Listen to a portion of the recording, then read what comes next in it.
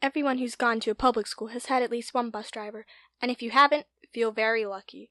So far, I've had 5 bus drivers, but because the first one was completely sane, we're not going to talk about him.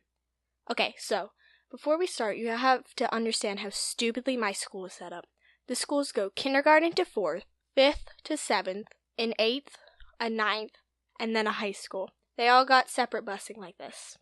And technically, I should have had 4 bus drivers, but you'll see. The first bus driver is my elementary school bus driver, and we'll call her Mrs. Dandy, because she's so happy all the time. Clearly. She didn't do anything to directly affect me because I don't talk to people, but she had this rule that when the bus lights were on, you weren't allowed to talk. I don't know what would have happened if we did talk, because we were all like 10, and we didn't want to face the wrath of Mrs. Dandy. Another thing she did was play the silent game. If you were completely oblivious as a child, I will explain the rules to you. It was a game, girls against boys, a battle to the death. And by that I mean, make everyone the same gender as you, shut up for the entire bus ride, and win a good choice ticket. I don't remember the point of them, but I think they were like baby currency. And that's all about Mrs. Dandy. She never did anything bad besides want us to shut up. After that era of nonsense ended, I moved on to 5th and 6th grade. And we had Mr. I forgot his real name. So Mr. I forgot his real name was late for everything. There were supposed to be 2 bus runs, so we could get students out without a mob. But in reality, there would be 4 runs. First, second, the few late buses, and then our bus.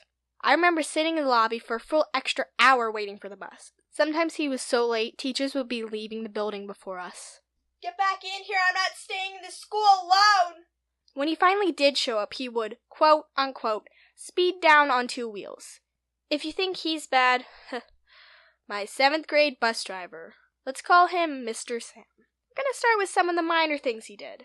He would swear at us and smoke on the bus. He was just genuinely rude and took no pride in his work. But whatever, I can live with that. However, those are the minor things he did. One day there were a few kids with their legs in the aisle, and without any warning, I wonder if I threw a knife down the aisle, how many limbs I would cut off. You guys don't want me to test that, do you? Dead silence. No one talked or breathed the rest of the bus ride. And I'm sorry, but isn't the first thing they teach bus drivers is to be nice to the children and not threaten them with knives? When I got home, I told my parents what had happened, and they reported him to the principal. Apparently everyone else had also gotten their parents to report him, because the next day he came in trying to joke it off. Ha! You guys don't actually think I would throw a knife. I don't even own a knife.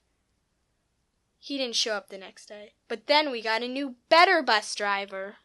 He clearly cared about his job and the people he was not threatening with a knife.